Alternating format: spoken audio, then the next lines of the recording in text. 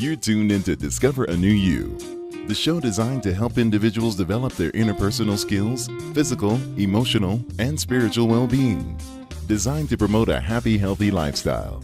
This week's workshop presenter will deliver an uplifting presentation to guide in the process of discovering a new you.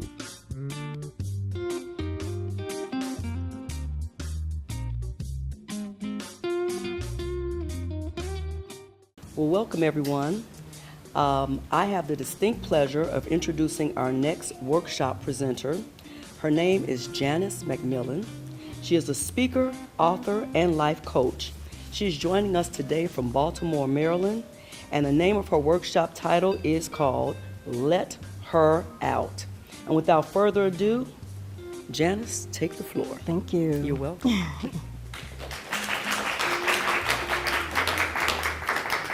Welcome, everyone.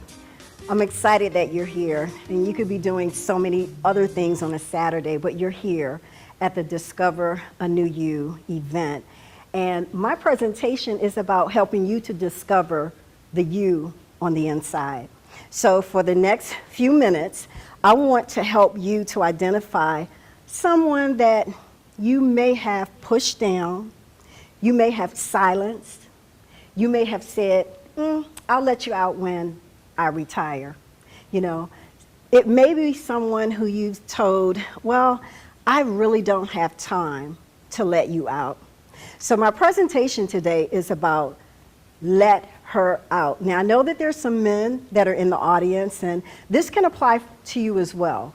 Let you out as well. So I want to talk about my story. And I want to give you a little insight as to why I felt that this was going to be a message that would be relevant to you, because I had to let her out as well. I go back to high school. I want to share what happened when I was in high school. And I was in history class, and the teacher was talking about what do you want to do when you go to college? And I sat there and I pondered and I said, what do I want to do? And there was a faint voice on the inside of me that said journalism. Now, I've always loved to write. I've always been an orator, you know, even as a child, never had a problem with expressing who I was.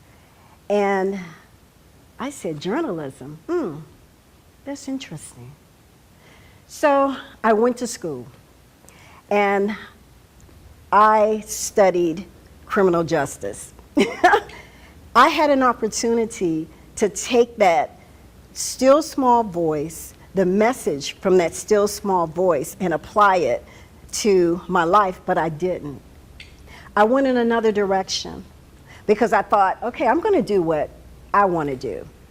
So I studied criminal justice, and I said, I don't want to do this. I don't want to do it because I don't really want to work in an environment that's going to bring about the kind of stress that I know it would bring into my life. So I changed majors and I studied psychology. And I found that it really wasn't what I wanted to do. But then I got a good government job, and I stopped going to school altogether because the money influenced me. And I worked for the federal government, and I was making the money. I was able to do the things that I wanted to do. And while I was on my good government job one day, that still small voice came to me and said, you're going to write books. I disregarded it. And then someone else came into my life, and they talked to me, and they said, you're going to write books. You're going to write many books. And that started the journey for me as a writer. So when I wrote my first book, it just downloaded on the inside of me on my job. Now, I was supposed to have been working, but when it happens, it happens. When you get those downloads, you just have to obey. And that's what I did. I wrote my first book on my job. And then I wrote my second book on my job. And then the third one I wrote, not on my job per se, but I wrote it when I gave at will the download to just write. So when I talk about let her out, I do believe that we all have been given a very special and unique oration or a download, but oftentimes we push it aside. We say, not now. I don't want to get to you right now because I have so many other things that I need to do in life. We get married. We have children. We go into careers that we really don't even like, but we do it because we have to. And we set aside so much of our own life and that innate thing that's on the inside of us because we're doing what we are supposed to do. So that's why I felt Let Her Out was going to be very strategic and very enlightening for you in the audience. And I know that I'm talking to someone. I know that I'm talking to someone out there that feels as though that there's someone on the inside that has been speaking to you. There's someone on the inside of you that's been saying, let me out. I want an opportunity to express myself. I want an opportunity to just come out and be who I'm supposed to be. So I'm going to give you the opportunity to do that today. I find it very essential to have a vision board. And many of you might have a vision board. Many of you may have done one and you followed that path. Many of you could possibly be even working in the area that you're supposed to be working in. And if that's the case, I feel that you are on to your path, your passion, and everything that goes along with it. But if you're out there and you're not quite sure that you're in the right place at the right time, doing what you're supposed to be doing, I want to invite you to come up and join me. Because what I've done is, I have you on the table. I've taken the liberty to cut out possibly what your DNA is, your DNA code is. I've cut out what could possibly be that very thing that has been yearning on the inside of you for so long.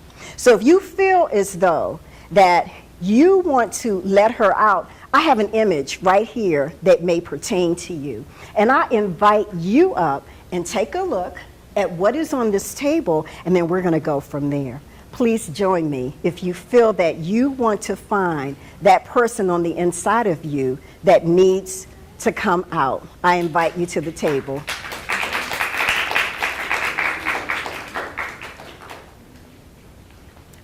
And I want you to just search through. Find who that person is on the inside of you that you need to let out. Find that person on the inside of you that says, every day, I can't do this anymore. I can't go to that 9 to 5 anymore. I can't tolerate another person telling me that you can do it another day. And so many people dictate our lives. So many people have a say-so as to what we should be doing. And we have not given ourselves permission to do what we really should be doing. And maybe it's a ministry that you should be starting. Maybe it is an endeavor that is related to children. Maybe it is something that a nonprofit or business. Maybe it is a sport. Whatever it is, I want you to find who you are supposed to be. What is the person saying to you each and every day? What is that person saying to you each and every day when you wake up and you find yourself having to step into the same thing over and over and over and over again? Routine will kill you. I spent 30 years on the job in the human resource profession. And while I knew that I should have been working in the environment of journalism and writing and speaking, I denied myself the opportunity and the ability to do that because I did what was passed down to me. And I was speaking to a young lady the other day, and I was telling her that We've been programmed to work. We go to school and we sit for how many hours? 6 hours. We sit and we receive for 6 solid hours. And that's from elementary school to middle school to high school to college. We're being trained to work. And then you know what we do? We get a job. And you know what we do? We sit and we work for 8 hours. We have been conditioned to work, to not utilize our creativity, our ingenuity, our passion. We have been trained to work from the perspective of carrying out someone else's dream, carrying out someone else's idea. We are not trained to be creative. We are not trained to walk out our opportunity. And I believe that when you can get an idea of who you are on the inside, it's important.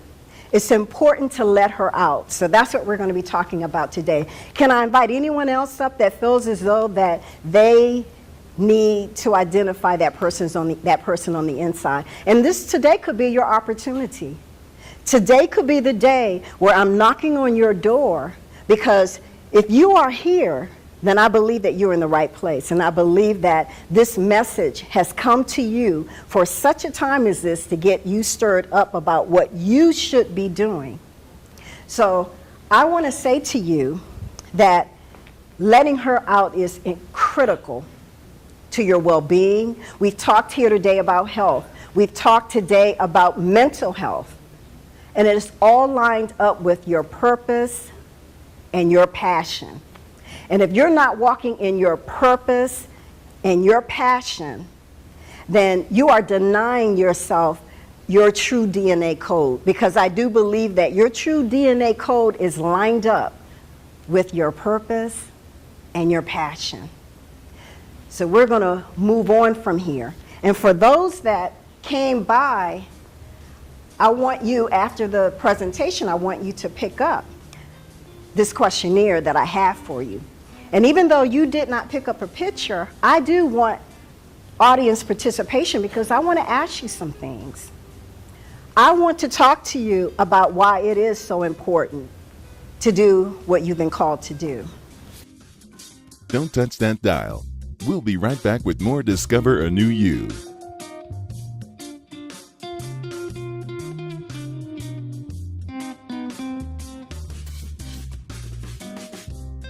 We're going to talk about just being. Who do you wish to be? And for the women that took the bold pill and picked up their picture, I want one person to come up and share this space with me so we can talk about who do you wish to become. And the young lady right here on the front row, I want you to come up because you took your bold pill and you came right up. Let's give her a hand.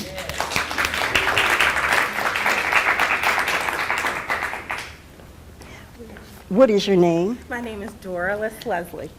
Nice to meet you. Nice to meet you too. Let's talk about who you need to let out. Well, I picked up 2 pictures. One of them is a clothing designer, and the other one is becoming a buyer for a homeless shelter. One of the visions I've always had growing up, I started sewing at the age of 9, but kind of put her away because I needed to do real things. I needed to be a parent and a wife. So that didn't kind of flow with that. Mm-hmm. But I've always had a passion to help women feel wonderful about themselves. Mm-hmm. I want you to always know that you're beautiful no matter what. If you don't look like the stereotypical person that everybody thinks is beautiful, it doesn't matter. Mm-hmm. We should all be able to embrace ourselves. So part of that is how you look. So really wanting to embrace that part of me and share that with other people. So what are you going to do today to step into your images, your new role? How are you going to let her out? Well, one of the things is I've been here. That was my first step, was to identify that that's what I need to do. So to come here and learn from you amazing women and make a plan, not just keep it in my head, but actually write my vision and make it plain so that I can then move forward and set steps and plans every single day to move towards manifesting my vision. Okay, so let me ask you a question. What has kept you from bringing her forth? You know, I know you talked about your children and, of course, your job. What internal thing has kept you from really bringing forth that thing that is going to give you that passion and that purpose? Full transparency, I would say there's always a certain level of fear to step out of your comfort zone where you know that you are an employee, to then move from being an employee to becoming an entrepreneur. There's that fear that's in there, but I know in my heart of hearts that fear can't rule my life, or Absolutely. I'll just stay still. So I have to move forward. And right now, I just feel that stirring in my spirit that it's time to move forward in the things that I've been called to do. So can you relate to what I was talking about, how we are trained to work? Absolutely. How we're trained to lay aside our gifts and our talents for the later date. And as you can see, time is really moving very quickly. And there's really no guarantee that you're going to have the later date. There's no guarantee to that. And then when you get to the later date, will you have the energy? Will you have the time? Will you have the vision to carry out the things that you want to do? I feel like the time is now, because I have felt like I've wasted time focusing on being an employee and a great employee, and being raised by parents that were taught to work. You work for 50 years, 40 years, and then you retire. But whereas now I think we're more an entrepreneurial mindset. Yes. So I want to embrace that part of me. Yes. And really step into that. And I believe a lot of it has to do with the millennial culture. You know, I'm a baby boomer, but I believe that when you are working in step with millennials, they are so free. You know, they will step into something, and if it doesn't work for them, they'll shut it down, and then they'll step into something else. You know, and I believe that we all have that on the inside of us to want to do, but the thing that keeps us from doing that is fear. So, thank you. Thank you. I wish you well with your endeavors. Thank you. Does anyone else like to come up? Please. There was more than just one person that came up. Please come and talk to me.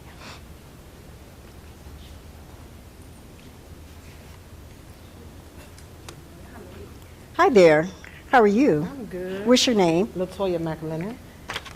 Tell us about your images and why you picked them. One is mental health advocate, raise foster children, and to start my journey to become free. Talk to me.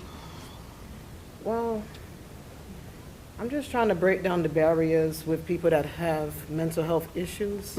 But a lot of times when I tell people I'm about to finish school to become a social worker, they're just so negative. A social worker, you want to just take away people's children. And I said, no, that's not all that a social worker does. I love doing case management work and just being an advocate for my clients who feel like they don't have a voice or they're taken advantage of. That's like something that's really deep in my heart to do. I feel like that's my passion. What has kept you from letting her out? What has been the struggles, the obstacles, the challenges that have prevented you from really stepping into the kind of woman that you really want to be? Being a single parent. Right now, I have my children to raise, and I'm also raising my brother's children right now, because he's suffering from an illness. So that's been a struggle. Being a caretaker, I take care of my mother, and I'm going to school and I work. Okay. So that's been my struggle. So you were bold enough to come up here and pick out these images, the thing that's on your heart. Right. Do you see, what is your game plan? So right now, I just want to gain as much experience as I can get in the mental health field, and I want to open up a business in a couple of years. Okay. So when you talk about mental illness, we're talking about going to school. Yes. We're talking about getting the kind of credentialing that you're going to need to deal with this population. Right. So do you have a plan of when you're going to go to school, how you're going to get the finances, how you're going to walk this thing out? Well, right now, I'm almost finished. I go to Walden University, so I'm almost finished with my MSW.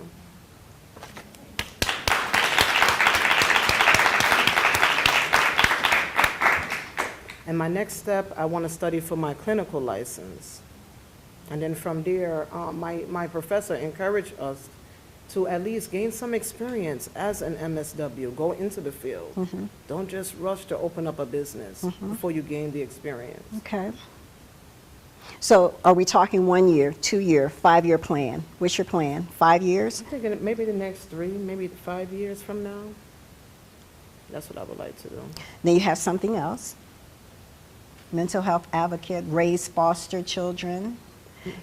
With the foster children, this has been something that I've been going back and forth. When I was living in New York, I actually went to the trainings to become a foster parent. It just never fell through. So that's something that I've always been debating. Should I do it? Should I not do it? Do I have time? Not sure. Now, how can you weave all of this together? Because you're saying that you take care of, you have kids. Right. And you want to step into an environment that requires mental health. Can you see how you could bridge those two together where you can empower your kids also to help you create this kind of world that you're looking for? I'm not sure right now at the moment. I'm not sure how to pretty much bring everything together yet. Because oftentimes, the reason why I ask that question is oftentimes when we think about, well, my kids are holding me back, but your kids can be your biggest advocate and asset as it relates to helping you to step into your best light, or who can take you down your yellow brick road. And a lot of times your kids can have the mental ingenuity to bring to you the wisdom and the vision to help you create the kind of life that you want. You know, oftentimes we think about, oh, my kids, you know, they just want to play on the PlayStation and they just want to do this, that, and the other. But you would be amazed at the wisdom that little kids have.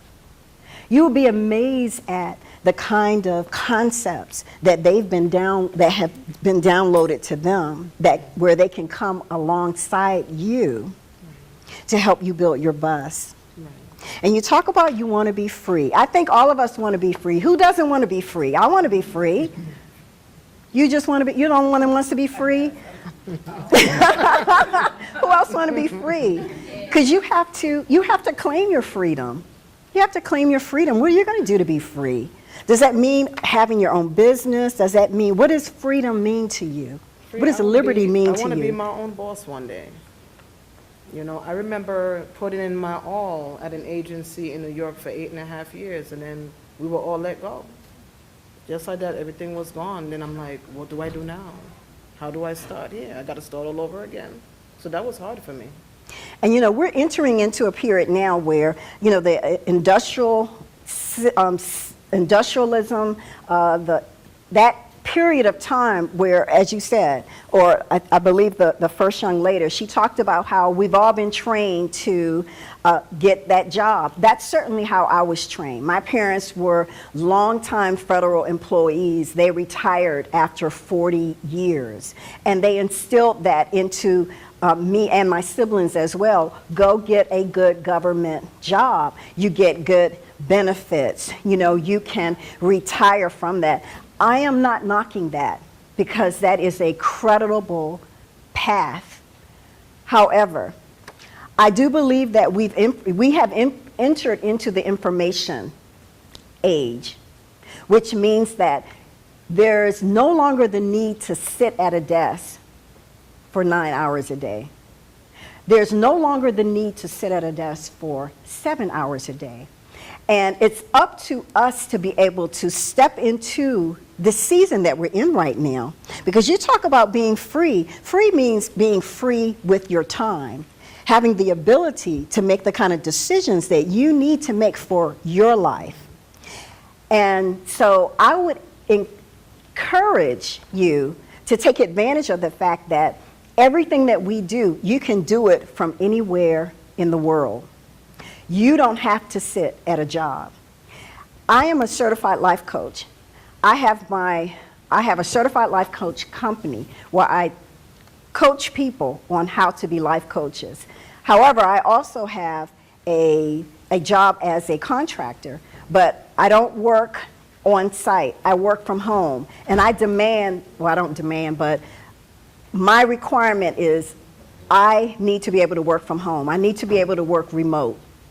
I have not stepped in an office in a few years because I recognize that I cannot do what I need to do going into the office every single day because we only have 24 hours. Thank you so much.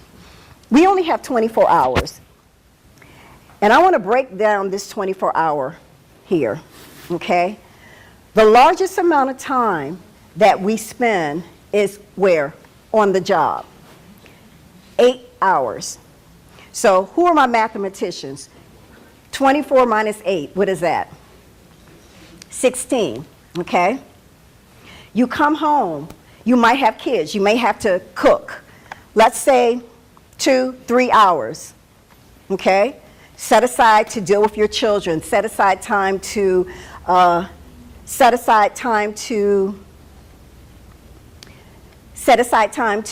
cook. So what is that? 2-3 hours. We're talking 16. We're 13 now. Okay. How much time do you need to sleep? 8. You need 8. What's left? 5. Now, I forgot to mention your transportation time to work. Maybe 2 hours. So what are we looking at now? 3 hours dedicated to you, to live your life. We all started off on equal footing with 24 hours. But when you start thinking about life from that perspective, when you start thinking about all the different things that you have to scratch off, it gives you a different kind of perspective about what you're doing with your time. And I had to come to the realization of that years ago. I was a federal employee, and I had put about 25 years in, and I quit my job. I didn't retire, I quit my job because I had an epiphany about my life and what I needed to do. And I felt that if I didn't take control over my life at that time, I would be behind the 8 ball as it relates to birthing and bringing forth what I was supposed to do. And I didn't just step out there haphazardly. You know, I felt like I had an unction. I felt like I had permission from heaven to do it. And I've been out ever since. And when I work my business, I work my business. And when I feel as though that I need to take a little gig to make ends meet, I do that. But I believe that if you don't take control over your life, that you are going to step into a place where you're going to be stuck and you're not going to have the fortitude to regain the composure to get back on track. Now, we're going to take a quick break because I want you to be able to think about that, and we're going to come back as we talk about Let Her Out.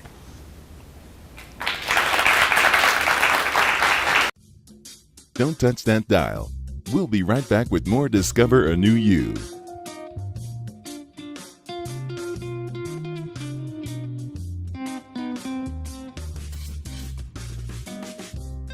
Dash, we have to ask ourselves, what did I do within that dash? So I want to encourage you to release yourself from the matrix and do the things that are really, really important for you to do. I love the water. I love boating. And those are the things that I will do. I'm even planning a trip to Croatia in a couple of more years because I want to do some boating in Croatia. I'm going to Dubai next year on a cultural trip because I'm a travel blogger. Those are the things that I love to do. So get close to the things that are going to pull on your heartstrings. I want you to do. I say be, do, and have. I want you to do. And I want to ask you the question, what actions do you need to manifest in order for them to come forth? Well, I need you to change your morning routine because the AM is where your sovereignty and your power is at the optimum level. If you don't get a handle on your morning hour, you're going to lose the rest of the day. That's where your sovereignty is. That's where your power is. When I wake up in the morning, I get up. I do not put my body back to sleep. So when I wake up and I get up at 5, my body wakes up at 4, I get up at 4. When my body wakes up at 5, I get up at 5. I do not put my body back to sleep because your body is telling you it's time to get up and do the things that you need to do. When I get up, I go walking. When I get up, I go bicycling because I recognize that my body needs to be able to release some things. And then when I come back, I treat my body well with water and lemon or some kind of green drink that's going to help my body to recalibrate in the morning. I treat my body well because I know that this is the body that I need to be able to walk out my purpose. So the morning is when your sovereignty and your power is at its highest. And that is the time where you can dictate the entire day. And then you can look back at the end of the day and say, I've accomplished a lot. I've walked in the things that are indigenous to what my purpose is. And then I want you to incorporate white space into your life. You see all of this white space? If I had this in my house, do you know what I would do with this? You would see my dreams. You would see the vision for my life. You would see the purpose. You would see the ideas that come forth from me on a daily basis. Create your white space. Eliminate the things that keep you from writing on your white space. You need to know what your vision is. You need to know what your purpose is. And you need white space in your life to be able to note those things. And then you need to start associating with eagles, okay?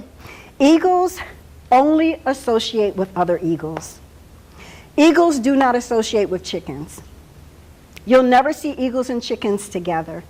Okay? And the thing about eagles and chickens is the fact that eagles know that they should be flying. Chickens can fly, but they choose not to fly. And what do? They peck the ground and they wait for people to feed them. They don't go after their own food. They wait for people to feed them.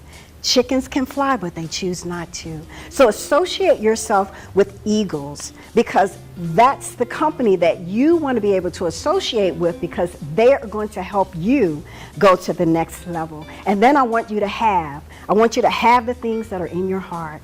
I want you to be able to walk those things out because I believe when you have those things, you'll be living your best life. I'm Janice McMillian. You can find me at www.janicemcmillian.com or www.recalibrateyourlife@50. Thank you.